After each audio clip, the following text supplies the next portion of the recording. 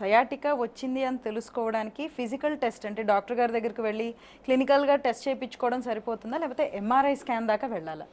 అది doctor decide చేస్తారు. ఎట్టి పరిస్థితుల్లో పేషెంట్ డిసైడ్ చేయాల్సిన అవసరం ఉండదు సహజంగా. ఓకే. ఇప్పుడు 95% 99% ఎంఆర్ఐ అవసరం ఉండదు. ఏది సయాటికా ఉంది అని తెలుసుకోవడానికి సింపుల్ ఫిజికల్ ఎగ్జామినేషన్స్ ఉంటాయి.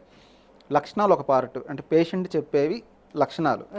తర్వాత సైన్స్ సిమ్టమ్స్, సైన్స్ కొన్ని ఉంటాయి. అంటే మేము ఎగ్జామిన్ చేస్తాం, పడుకోబెట్టి కాలు లేపడము, ఒక యాంగిల్ దగ్గర ప్రెషర్ ఇవ్వడము, ఇట్లా కొన్ని కొన్ని ఎక్సర్సైజ్ చేపిస్తాం, కొన్ని ఎగ్జామినేషన్స్. ఆ ఎగ్జామినేషన్స్లోనే 95 to 99% తెలిసిపోయిద్ది సయాటికానా కాదన్నది. ఎంఆర్ఐ అనేది వెరీ రేర్, అంటే కంపల్సరీ అయితేనే. జనరల్గా ఆయుర్వేదిక్ డాక్టర్స్గా మా దగ్గరికి వచ్చేటప్పటికి సహజంగా ఎంఆర్ఐ ఫిల్మ్స్తోనే వస్తారు.